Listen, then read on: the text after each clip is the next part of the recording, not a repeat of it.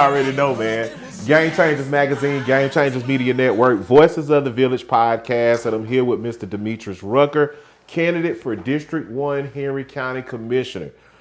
We talked about Henry County, from a standpoint of economic development, quality of life, and we talked about bringing those modern jobs to Henry County, okay? In District 1, we're facing two things of what District 1 was yesterday versus what it is today and where it's going. All right. So originally moving to Henry County, myself, back in 2011, District 1 was considered farmland. It was like, okay, nothing's out there. You know what I mean? I mean, most people, for God forbid, most people didn't want to come to Henry County, but you didn't catch a lot of growth happening in District 1. Today, that farmland is turning into warehouses, mainly warehouses, which are bringing jobs, supporting jobs. However, I see like a Home Depot warehouse on 42, but I don't see like a Home Depot headquarters. Yeah. How can we, get that? The Home Depot headquarters is in Gwinnett. Yeah. But the warehouse is down here. But we have qualified citizens who are educated, who can maintain those jobs. And, why aren't those jobs coming here? Yeah, so I want to back up a little bit because I missed a segment and I want to apologize. I want to talk about quality of life for our elderly as well. Okay. As you know, they are the segment that will likely face housing inequities the most. Yes. All right. So it's also important that we invest in our senior citizens to make sure that they have state-of-the-art facilities. As you know, the grandparent, they call nanas now. Grandmama is called nana now. Nana and Papa. Gma. Yeah, they are not the same as they were back in the day. So they want more robust activities in their facilities. So we have to make sure that we take care of them as well. So I missed that segment, so I wanted to make sure I put. Now, back to, so I look at it as the warehouses started to matriculate down to Henry County when the governor said that Georgia was open for business. All right, so me being a business major, I looked at it as those businesses, they said, where is the most land convenient to the highway? Okay. And that was Henry County. Okay. That's basically what it is. Okay. You go down 70, 75, you keep going towards Griffin, you got the Buc-ee's out there that's coming out. We just had Anderson Renewal out here. So they're looking for to set up shop, build their establishments right off the highway. However, we give the industrial community a lot of slack, but they do have, like you said, they do have quality jobs. You have people who graduate in logistics and go to work at those companies. Yes, you have human resources, you have IT techs, you have ops managers, you have warehouse supervisors. For instance, I used to be a warehouse supervisor at Wayfair. Okay. And my background is in transportation, logistics, so I was a warehouse supervisor there. So that's where the bulk of your jobs are going to come. Now, there is also in works, if you've attended a couple of meetings, there's a data center that's coming down here to Henry County. Okay. They have one in Atlanta. So when you speak about those quality jobs that are coming down this way, one is coming down here towards Henry County. So hopefully I can encourage them to set up shop in District 1 so we can bring a lot of those quality jobs to District 1. Yes, definitely needed. It's definitely needed. And not saying, because warehouse jobs, they do pay the bills. They pay the bills.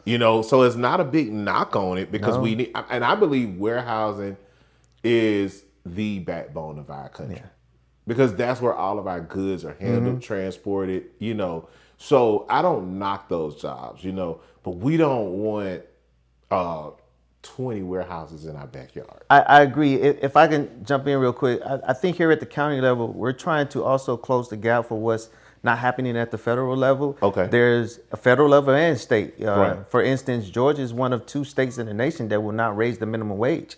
All right. It's us and Wyoming. So here at the county level, we're doing our best to make sure that we have jobs coming down to our community, to our county, Right. that people will be able to have a little bit of quality of life, and be able to take care of their family, like they said. So is it ideal for us to have a lot of warehouses? No, but they are bringing jobs to where people can go out there, take care of their families, and pay their bills. Correct. So we're kind of trying to be that buffer and close that gap for what's not happening at the federal and the state level. Totally understandable. Now, you have a passion for veterans and those people who serve our country. You are a veteran yourself, in making this a place that's veteran friendly, making sure that we serve the people that served our country. Tell us about that passion, what roles it plays in the campaign for you running for District 1 Commissioner. Yeah, as you stated, I am a veteran. I'm a 20 plus year Army vet. So also shout out to anybody that's in all the other branches. The Army is number one, so I got to throw that in there. Yes. But a lot of our veterans are getting out and they're finding themselves unsheltered, unhoused, and a lot of those veterans have families. So it is definitely going to be my job to do what I can to limit the amount of individuals that are unhoused and unsheltered. So there are a couple of organizations that are looking to bring housing for veterans to Henry County. I have not sat down with them yet. I've heard some of the proposals, listening to some of the Board of Commissioner meetings and sending some of those meetings. Right. But the one thing I want to make sure, the one thing that's going to be essential to my campaign is to make sure that veterans have some form of connectability to the VA, because it doesn't just impact the veteran now, it impacts them now, and it impacts them and their family in the future. Correct. There are certain benefits that veteran can transfer over to their family members. So that's going to be my number one task, is to make sure that any organization that's coming down to invest in our veterans, make sure they get connected to the VA. Also, I'm going to, I don't know if people are familiar with Georgia Vector. So Georgia Vector is based in Warner Robins. And basically it's a facility where veterans can go and they can get all types of training. Right. All right. They can get introduction to project management, public speaking, or anything like that. They also link veterans up to technical skills, or hands-on skills. So HVAC, welding, things like that. The problem with Georgia Vector is that it's at Warner Robins. Okay. So there is no way for a unsheltered or an unhoused veteran that is here to get to Warner Robins. Wow. All right. So what I would like to do is I would like to sit down with them and see how can we bring maybe even a satellite office down to Henry County. Okay. Because we have some things that's already in place with our infrastructure as far as Henry County Transit, that veterans be able to go over there, get that training, and get them a job so they can get back in the workforce, so they can get back to who they once were. And that's being whole as a person and whole as a soldier. So I'm definitely going to look into that. That's going to be a very intricate and focal part of my campaign, is to see how can I get a Georgia Vector, at least a satellite office down here towards Henry County. Right. And you talked about the passion for the veterans and the quality of life that we're having for veterans here. Some of the veteran resources that are here, and Locust Grove just built the city of Locust Grove just created a park, Veterans Memorial Park, which would be in your district. Where it's remembering those who serve. But you have a passion for serving those that are still here, right? Yes. Right. How do we bridge the gap to get, we know the veteran issue with veterans is a big homeless issue. I worked with Mr. Curtis Butler, former veteran. He talked about, veterans having lack of resources. How do we fix the homeless problem, to get these veterans, back in quality of life? Yeah. So if I may, I just want to interject. Like when you talked about me being passionate about veterans, I'm currently the Veterans Treatment Court Mentor, which is a program where when veterans they kind of get into a little bit of trouble and they find themselves in the legal system. They go through this program, and in the program, if they finish the program, they get a lot of their sentence reduced or wiped away. So I am the treatment court coordinator over there. So if you're a veteran and you're watching this, I need more mentors. So just hit me up. But that shows my passion and willingness to give back to veterans. And have we changed everyone's life? No. Right, but we've changed more than we have lost over in the program. Okay. So closing the gap. So closing the gap to unsheltered and unhoused individuals has been an ongoing battle. Every level, at all levels, federal, state, local, everywhere. So we won't. I don't think I have the answer to fully eradicate that. Right. But what we could do is we have to have a better connection with veterans when it comes to their benefits and HUD. All right, because housing, veterans can get housing through HUD as well. So I think there's a disconnect somewhere in there. Now, am I the one to streamline that, because I'm not as educated on that? Right. But there is something that we can look into, and I know like I said, some of the organizations that are looking to provide housing down here for veterans. I'm pretty sure will be the subject matter experts that I can rely on, that we can talk to. My job will be just to advise and say, hey, these are probably the things that veterans are looking for. Right. These are the skills that veterans are looking for. These are the things that family members need to be talk to about. For instance, like I've been to 3 deployments, and I've been diagnosed with PTSD. So I understand that language. So that would be more of where I would fall in with helping the veterans, because for me to sit here and say that I'm going to eradicate the veteran unsheltered or unhoused population, that would be a lot of your audience. I'm not going to do that. But I will be available and I will be consistent in any advisory role that I can be to help move the process forward so that we can get veterans housed. Totally understandable.